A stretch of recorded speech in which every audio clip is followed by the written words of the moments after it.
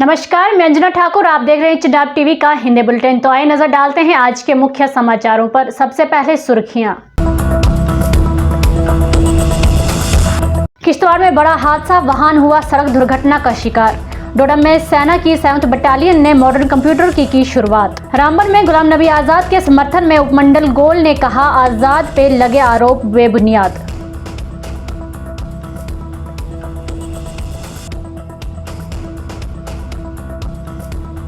अब खबरें विस्तार से। किश्तवाड़ में हुआ बड़ा हादसा, टाटा सुमो सड़क से लुढ़ककर गहरी खाई में जा गिरी, जिसमें 8 यात्रियों की मौके पर ही मौत हो गई और 3 यात्री गंभीर रूप से घायल हो गए। सेना, पुलिस और स्थानीय लोगों ने बचाव कर्मियों के साथ घायलों को रेस्क्यू कर डिस्ट्रिक्ट अस्पताल किश्तवाड़ इलाज के लिए भेज दिया गया। अधिक जानकारी के लिए देखिए ये रिपोर्ट।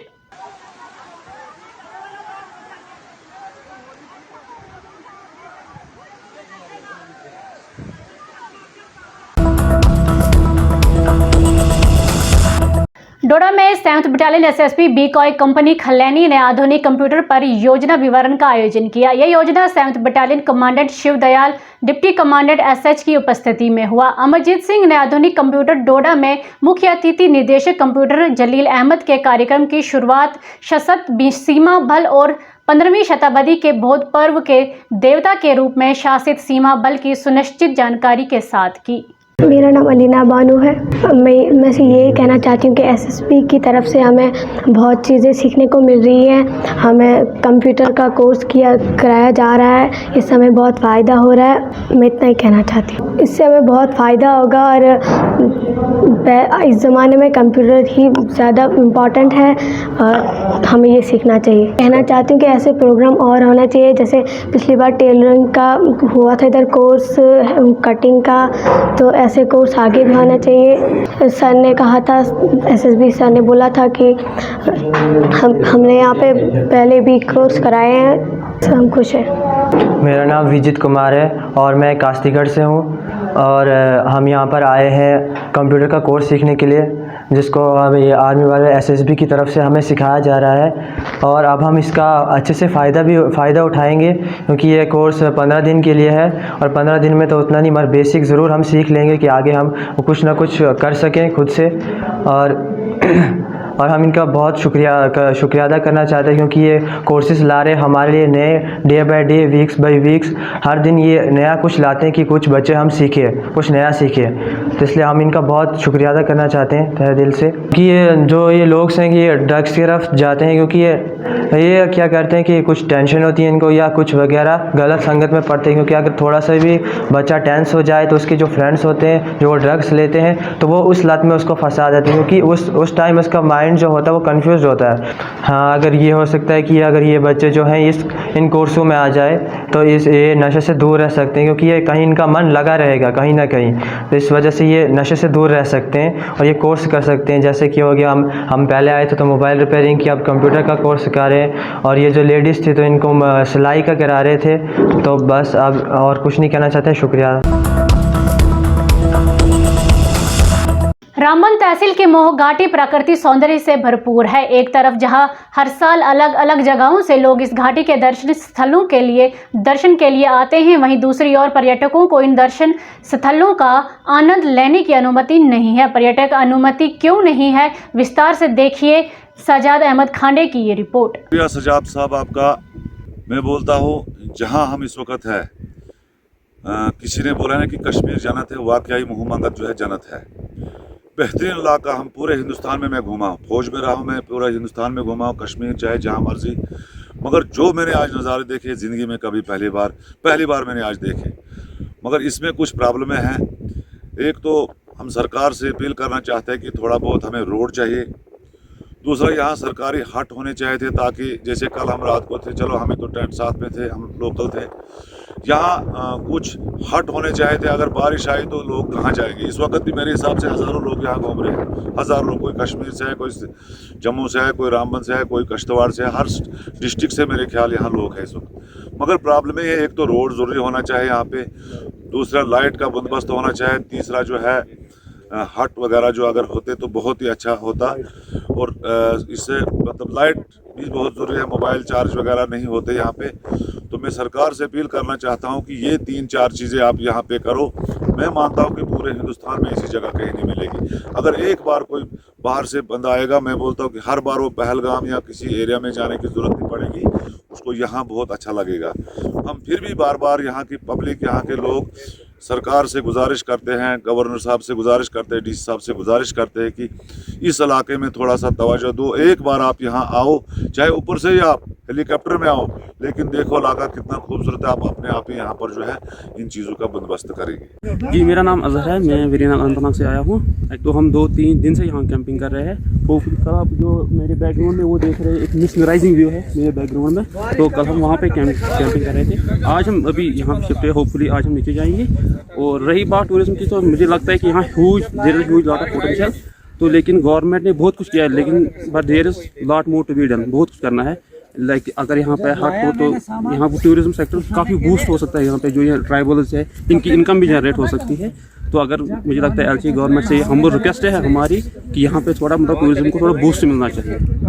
बाकी तो ये मतलब जो इतना मैं कह सकता हूँ, जो कैंपिंग लवर्स या जो ट्रैकिंग पसंद करते हैं, स्पेशली जो मेरे कश्मीर से है, जम्मू कश्मीर से है, तो वो यहाँ पे आए। बहुत ही अच्छी प्लेस है। यहाँ के लोग जो है ट्राइबल्स है, उन्होंने बहुत हमारी हेल्प की है, बहुत हेल्पफुल है, बहुत मतलब कोऑपरेटिव है। जितनी हम उनकी तारीफ मतलब उनके वर्ड्स में तो हम एक्सप्रेस नहीं कर सकते हैं। और एक बात जो कि मतलब वर्थ बी नोटेड है, मतलब यहाँ पे रोड होना चाहिए प्रॉपर। अगर रोड नेटवर्क हो यहाँ पे हट हो, इतना एक तो यहाँ पे टूरिज्म थोड़ा बूस्ट हो सकता है। और यहाँ पे जो ट्राइबल्स इनकी इनकम भी जनरेट होगी। तो यहाँ पे मतलब हट शट होनी चाहिए, मतलब स्पेशली फिर दूर दूर से लोग भी आ सकते हैं, तो इनकम इवेंचुअली तो जनरेट होगी ही फिर। श्री मचेल माता यात्रा आज गुलाबगढ़ में लंगर के सफल समापन के बाद लंगर के आयोजनों ने किश्तवाड़ जिला प्रशासन द्वारा लंगर पॉइंट पर पेयजल सुविधा, बिजली, स्वच्छता, स्वास्थ्य और चिकित्सा सुविधाओं आदि की पर्याप्त व्यवस्था की सराहना और संतोष व्यक्त किया। जय चंडी माँ, जय मचेल वाली। हम हर साल की तरह इस साल भी गुलाबगढ़ मचेल यात्रा के लिए लंगर के लिए आए थे कटरा से। हमारे लंगर का नाम है सर्व शक्ति संस्था शीतला माता लंगर कटरा। तो हमने परमिशन बनवाई थी डीसी साहब से, तो वो परमिशन हमें जल्दी से जल्दी मिली। और कोई भी किसी चीज़ की भी हमें फैसिलिटी जो थी, जैसे गैस हो गई, लकड़ी हो गई, बिजली हो गई, पानी हो गया, वो हमें इस साल इतनी ज़्यादा जल्दी मिली है कि हम बड़ा ज़्यादा शुक्रिया करते हैं डीसी किश्तवाड़ जी का, एडमिनिस्ट्रेशन जो किश्तवाड़ है हमारी, उनका। और मैं कह रहा हूँ जो पिछले साल से इस साल हमें ज़्यादा फैसिलिटी और बड़ी ज़्यादा हर एक चीज़ मिली है हमें। हम बहुत शुक्रिया करते हैं पूरे लंगर की तरफ से कि हर साल ऐसी ही फैसिलिटी माता रानी हमें और किश्तवाड़ डीसी जो डीसी किश्तवाड़ एडमिनिस्ट्रेशन है वो हमें मिले। थैंक यू बहुत ज़्यादा डीसी साहब। जय चंडी माई, जय करा चंडी माई दा बोल सच्चे दरबार की जय। उपायुक्त मुसर्रत इस्लाम एवं अध्यक्ष नगर परिषद रामबन सुनीता सुमरिया ने आज रामबन में नगर परिषद के कार्यालय से पार्किंग परिसर के निर्माण का शिलान्यास किया। इस अवसर पर उपायुक्त ने बताया कि नगर निगम परिसर का निर्माण 1 करोड़ रुपए की अनुमति लागत से किया जा रहा है और 2023 तक पूरा होने की उम्मीद है। अधिक जानकारी के लिए देखिए ताहिर मुश्ताक की ये रिपोर्ट। आज हमारी जो प्रेसिडेंट है म्युनिसिपल काउंसिल रामबन की, अलॉन्ग विद दी अदर हमारे जो वार्ड मेंबर्स हैं, उनकी प्रेजेंस में आज हमने ऑफिस का पार्किंग कॉम्प्लेक्स जो है म्युनिसिपल काउंसिल का उसका जो है आज हमने फाउंडेशन जो डाला था, काम शुरू किया है। It is a project worth 5 crore और ये दिसंबर 2023 तक हमारा जो R&B डिपार्टमेंट है वो इसको कंप्लीट कर देगा। इस प्रोजेक्ट के बनने से एक तो हमारी म्युनिसिपल काउंसिल के ऑफिस की स्पेस बढ़ेगी, एडमिनिस्ट्रेटिव मैटर्स में एफिशिएंसी आएगी और प्लस जो हमारा स्पेस कंस्ट्रेंट था हमारी मशीन्स का, खासतौर से सकर्स का, डंपर्स का और बाकी गाड़ियों का, वो रिजॉल्व हो जाएगा because we are dedicating 1 floor for the parking. कोशिश यही है कि म्युनिसिपल काउंसिल की जो इलेक्टेड बॉडी है they have come up with some very good proposals और पिछले 1 साल के अंदर हमने 2-3 अच्छे इनिशिएटिव्स लिए हैं। आपको पता है कि इससे पहले भी हमने कम्युनिटी हॉल का जो है ज़मीन ट्रांसफ़र करके म्यूनिसिपल काउंसिल को हैंड ओवर करके उस पर भी हमारा प्रोजेक्ट बन रहा है। उसके अलावा हमारा 23 करोड़ का जो बस स्टैंड का प्रोजेक्ट है वेरी शॉर्टली उस पर भी काम शुरू हो जाएगा। And many other new initiatives जो हैं under the housing and urban development department, हमारी कोशिश होगी कि वो भी हम इसमें जो है अपनी म्यूनिसिपल जो है काउंसिल की लिमिट्स में उसको इम्प्लीमेंट करें। +2 फ्लोर्स अभी हम वही डिस्कस कर रहे थे कि once the project is complete then we can go vertical and think of more office space or any other utility which will be beneficial to the people who live within the municipal limits of Rampur. It will also